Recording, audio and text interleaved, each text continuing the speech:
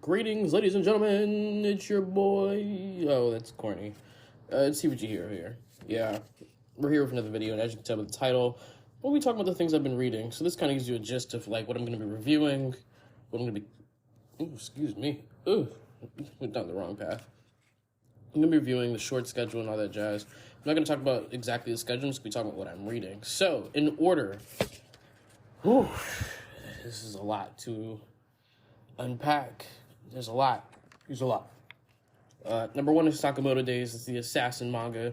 Obviously, I love that manga for the crisp fight choreography, the characters, the designs, the unique way to display strength and I guess you could say abilities and skills, followed by JJK. Obvious reasons. I'm not even going to talk about JJK any further. Still grieving. Spoiler alerts ahead. Next up is One Piece. I was not always the biggest One Piece fan. I didn't start becoming a One Piece fan until like maybe Dressrosa, and then I went backwards and then went back forwards.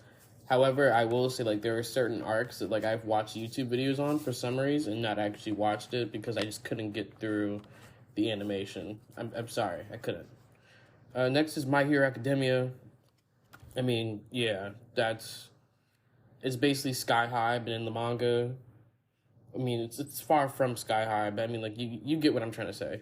Next is One Punch Man. That man won Murata? Yeah, he one of them ones. He's one of them ones. He keeps dropping out these bangers over and over again. You know what? I'm not even going to talk too much about it. Next up, Kagurabachi. Kagurabachi is that new thing that everyone's hopping on as the hype train, but for me, I've been distancing myself from the hype train and trying to really take it in for what it is. I think Kagurabachi has the potential to have a long-running manga, but I think if they take it the wrong way, don't utilize their characters, or leave the main character so bland and have the side characters be not that interesting, and have the main character not be able to do more than what I've seen so far, we're going to run into some hiccups. But for now, enjoying it. Boruto. I mean, I was a Naruto fan. It's one of the first animes I used to watch. Before I even started, like, getting into cartoons, Naruto was up there. So it's only right that I read Boruto. And I know that people have a lot of hate for Boruto. And to be fair, sometimes I do as well. But you have to understand that this is supposed to be a sequel to Naruto. And if we treat it as such, there's still issues with it. And that's kind of one of the things of why people, I think, don't like it anymore. But for me, there are a lot of issues that I can point out. But there's also a lot of good in Boruto. And so I think that right now, the way he's going is the way he needs to stay. Next up, Icehead Gil. Long story short, this is like I don't want to say a Viking manga. Nah, it's a Viking manga. Basically, there are like demons that take over the body of others. And this little kid, Gil, runs around basically doing like twirls with an axe. And that resonated with me. Next up, Mission Yazakura. Mission Yazakura Family is a really good manga. One of those things that, like, I ended up reading all the way through because I had spare time. If you guys don't know, I'm a serial manga reader, meaning that, like, that dopamine rush that I get, I need it. I need it bad. It's not an addiction. It's not an addiction, I promise. I promise it's not an addiction. I just need it bad. And so I started reading Mission Yazakura, and it started to stick. The way that the characters are done. I will say the story plot lines are a little more simplistic, but I will say the execution is interesting. And it's created a good way to have a unique story, especially with the main character being Tayo, and now where we are in the future. I won't spoil too much. Moving on. Ghost Reaper Girl. Ghost Reaper Girl is one of those ones that I don't think a lot of people know about, and I was going to start doing reviews on because of that reason. But, you know, it's different. It's a different state of being. I will say that it's more nuanced. And I think that no matter what I say, because of where I am in the manga, it's going to be a spoiler. So I'm just going to leave it at that. Twin Star Exorcist. Yeah, you know, it's good stuff. It's good stuff. Chainsaw Man. Yeah. Fujimoto he's always been tough. He's tough. He's always been tough. Chainsaw Man is in my top 3 right now of all time in terms of reading. I definitely believe that part 1 is sticking so hard, and there's so many and there's so many different arcs that happen that take precedence, and he developed a way to give us a bond with characters in a way that we haven't seen before. And I think that's part of the new gen flow, is creating these nuanced ways to gravitate towards characters, or to relate to them, or to understand them, or feel connected to them. And I think he's starting to implement that in very unique ways. Next up is Children X, Sui Ishida. I mean, he's known for popping out bangers, and Children X is no different. I believe the narrative he's going, and it's the same thing for Chainsaw Man. Nuanced ways to build character, unique power system. The main character has a lot of depth to him, and so is his side character. There's a lot of room to skyrocket from here, and I love the fact that he's doing it on his own time, so he's not slaving himself out here.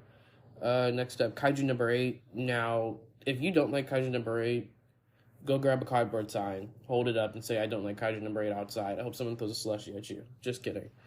Don't do that. I don't believe that someone throws a slushie at you. I hope you live a good life. I hope someone gives you a fat ass kiss in the cheek. You knew what I meant. Kaiju number 8 is just a banger. It's just a banger, and there's nothing else for me to say. I'm just gonna leave it at that. Beginning After the End is what I'm reading. I think it's on a hiatus right now, but it's supposed to be coming back soon. Maybe it already came back, and I have to go check and read it. And the Beginning After the End is about this guy who basically, he's kind of like insert any type of regression type thing. He just easily learns everything, and he rolls through. He steamrolls. I mean, insert whoop-de-whoop. Obviously, it's a little bit different. Well, not even a little bit different. It's a lot different from other systems. But the way in which they handle the story is beautiful. And for that reason, I'm still reading it. Next up is Black Clover. Although it's on a hiatus, I am still going to claim that I read it. And that's because I really enjoy Black Clover. Tabata has done something that's really unique, and that is these plot twists that he's included, the double plot twist, the singular plot twist. And then, something that also has made me wing off of Black Clover a little bit is the power scaling community. But sometimes they're spot on, and then sometimes I'm like, all right, that's a lot. I don't believe that. But I will say that I value Black Clover for their characters and their portrayals, and they make a lot of cool characters, and Tabata gets kudos for that. Spy Family is a definition of nuclear family manga. It's a feel-good manga, and I definitely think it has very realistic highs and lows, even though there's still I guess unrealistic factors. Yor being an assassin, Lloyd being who he is, and with Anya being the only one with telepathy. And I think it brings together an interesting dynamic. It brings together a family that's faking to be a family, but starting to blend into one, a real one, and developing their own familiar habits and caring about each other and ways that make them close together, even though they're pretending to be close together. That line is starting to blur, and I enjoy that not existentialism, but that idea that this can be more than what it is, or the unintentional blending of human emotions or connections. The way that it does it it's very interesting. Moving on to, all right, so right now we're looking at basically the rest of my manhwa. I'm pretty sure, right? Yeah. So we have Return to Disaster Class Hero. This is basically the main character being OP, and all the zodiac signs are involved, and all their crews and whatnot. I'm just leave it at that, because I'm going to say something else, but it's going to spoil it immediately. Just read that. Next up, Reincarnation of a Battle God. That's, yeah, just read it. Just read it. Dragon Devouring Mage is about this kid that's basically going around devouring dragons and doing it's kind of the system where the more you do stuff, it gives you a reward system in real life, but no one else can see it but him. So it kind of gives him mana stones to eat, and he's going around devouring dragons. Fun fact, Reincarnation of the Battle God is kind of the same thing. Not really. It's really a subplot. But anyway, moving on. Superhuman Era. This is the thing that I've been addicted to since I started reading it, and I can't get enough of it. I'm always checking for it over everything else, minus the obvious ones that I've already stated to be glazing. Superhuman Era is that you should read. It's about this main character's name is Whitecap. I thought he was just a man in some white basketball shorts, some sneaks, a cap backwards, and a bandana and some goggles. Nah, that man is built different. It's a straight battle manga. It's about superhumans versus inhumans, basically like aliens versus humans. Or you can think about it as like aliens versus predators if you want to. Nah, you really can't now that I'm thinking about it. It doesn't work like that. Regardless, there comes in these unique powers and all these unique strength. The fights are amazing. The art style is amazing. The characters are great. And I can't stop sinking my teeth into it because he keeps showing... I don't remember who the author is, but they keep showing why I need to continue reading. Next up, Infinite Mage. Infinite Mage is self-explanatory. This guy seems to be really smart. He's adept at using mana. It's a whole thing. He got backed. He was poor, then he fell in with the rich, and then the rich supported him. Now he's living his dreams. You know the vibe. Legend of the Northern Blade. Ooh. Fire. Make sure you're reading that. It's like the martial arts manga that's like a honey bun that's not in the microwave, but just fresh out the vending machine. This is the last one, and it doesn't look like it's been stepped on or smashed. Yeah, Legend of the Northern Blade is like worthy of being glazed over, because let me tell you something. The art, the fight scenes, the fighting styles, the way it's drawn, the characters, the whole 9 yards. It's so unique. It's so new to me, the way it's drawn. And it's just, I can't stop. It's another thing I'm borderline addicted to. Next, Max Level Hero. Max Level Hero is like another one of those, like the main character's OP type things.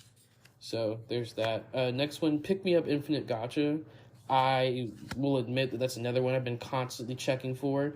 Pick Me Up Infinite Gacha is like basically everyone who's in real life was put into a gacha game, and they have like an owner of their server. Well, not server. I guess the owner of the game. Like each person plays the game, but the person who plays the game is not a real person, I don't think, or at least to my knowledge, I don't think. But you know, it is what it is. Basically, they include real people that existed. So they come in, they're like, "Yo, I have family," but they're like, "Nah, now you're a part of the game. Welcome." And they go from floor to floor to floor, just like you would in the gacha game. It's interesting because the character that we start off with is I think he's a 1-star or a 2-star, and he's basically like he's just getting up there, and it's makes it very interesting because you know that if you play gacha games, you know that there's much higher stars, but you know he has to climb in terms of strength, or maybe he doesn't. And that's the thing, is like I can't tell where we're going next. But there is a theme, and I feel like he's gonna break ice. But that's enough of that before it becomes spoilers. Solo Max Level Newbie. Wait. Right. Max Level Hero, and then Solo Max Level Newbie is like solo leveling, but flip it. It's somebody who's basically the same as kind of like Sung Woo, except more powers. He has a plethora of different powers, and he's kind of doing the same thing that Sung Woo was doing. Return of the Crazy Demon is a martial arts manga. I have a martial arts background. I was in martial arts since I was 4, so I really gravitate towards those mangas because they're kind of close and dear to me, because that's kind of what I grew up on, and that's what I grew up using and kind of being my main hobby. So like anything martial arts related is like what I go for. And the main character, I mean, okay, sometimes the characters are hit or miss, and sometimes it's like, all right, yeah, he's one of them ones. He's one of them ones. But, you know, after all, it is a good manga. Well, I guess it'd be a manhwa. Whatever. Moving on.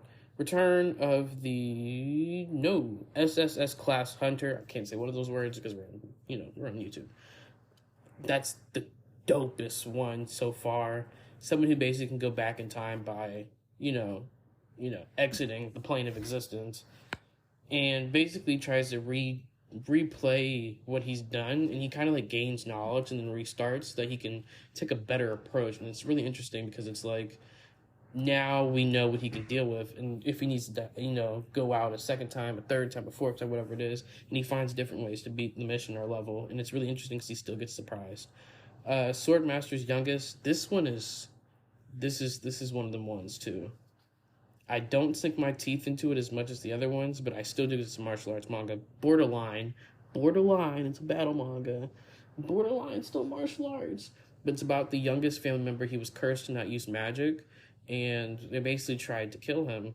But turns out he was cursed by one of his siblings, and one of his siblings tried to kill him, and he gets a second try.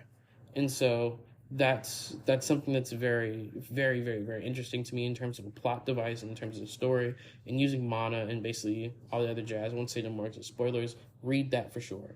Return to Player, everyone knows what that is. I'm not even going to go too much into it. Return to Player, y'all know who it is. That's all that needs to be said. The novel's extra is basically the main character of this, the main character of the story. He wrote a story, and basically he realized that, what did he realize? No, he wrote a story, and he woke up one day, and then he was in the story as like an extra or like a side character. And now he's like stuck in the world of the story that he created. The problem is that you would think it'd be like a speed run, right? But it turns out that some of those things are not the way it seems. And that's what makes it interesting. Next up, I'm going to read off some more before I get into my webtoons. Survival of the Sword King. Survival of the Sword King is amazing. Go ahead and read that. It's on hiatus right now, so this is the best time to catch up. So you can be, mouth-watering. Basically, this guy who's stuck at level 5 was basically fighting his behind off. And so at level 5, you can only do certain things. And so adventurers have been trying to be, exit from this plane of existence by other NPCs. And by having level 5, he's able to bypass that and kind of go under the radar. But the problem is that his level system basically glitched. And so it takes like infinitely longer for him to level up, but it doesn't account for his real strength. So at level 5, he could be like level 100 and something. And that's why he's basically like that and can go under the radar. And it's kind of funny because one of the times, like, there's a refrigerator and there's like a requirement as terms of level, like it'd be level 10 to use the refrigerator, but he just couldn't because he just wasn't high enough level. And that was hilarious. On to Obtain the Mythic Item. Obtain a Mythic Item is kind of the same thing as Solo Max Level Newbie, except the difference is it's kind of like a Norse theme. The main character is someone who's been blessed by picking a side in the war that's going on between the Norse mythologies and between the Norse mythologies. It's very interesting, and he's definitely like trying to be a battle mage? Magic swordsman? Magic fighter? Battle mage, I think is what it is. And like no one's ever done that before, so he's gonna be the first one to make that class. And so he kind of has like this skill. The mythic item is the fact that he can copy abilities under a condition and take a skill from someone. And it's really important because it's kind of like throughout the story, he does it in unique ways. Now, onto the webtoons. We have Tower of God. SIU knows how to world build. Now, I'm not going to lie, he's been a little shaky with me lately because I feel like we're kind of touching a threshold that's kind of like do-over, and it's not really giving... It's not giving like, ooh, I didn't see this coming. It's more like, yeah, it feels like a rinse repeat right now. I'm not going to lie. But I know that he's going to, I hope he's going to excel in that department. Last thing, the ordeal. Ooh, something I've been thinking deeply with my teeth. I have been sinking my teeth in Ordeal. Ordeal is amazing. It's good. It's fresh. The story is crazy. The character's crazy. Art style crazy. Fight scenes crazy. It's all there. It's all there. It's completely packaged. I just rip the ribbon off once a week so I can read the new chapter. Oh, it's lovely. It's lovely. Oh, ooh. My bad. We're here. We're back. Anyway, those are all the things I'm reading. Basically, that should let you know what videos are going to be coming out soon in terms of what I've been reading. I'm not sure what approach I'm going to take in terms of picking out of the list of 40-something things that I've been reading. But just know I'm going to pick one, and I'm going to try to do a schedule of 2 shorts a week and like 1 full video once a week, or maybe sometimes twice a week. It depends, because I'm also trying to do Twitch at the same time. And if you do, make sure you follow me on Twitch at TVG Bundy, and then you can also follow my other YouTube that does the gaming stuff, although I haven't uploaded, so you don't really have to do that. But also, if you like what we're doing here, make sure you click the subscribe button for TVG Hero, and if you like it. If you comment, let me know what I'm doing badly or poorly, and you want to be my best friend, you can put that in the comment section down below. And if you want to see more, you want to click that bell, let it ring in your head until you get tired of it, so you can turn on the post notifications. Otherwise, have a blessed day.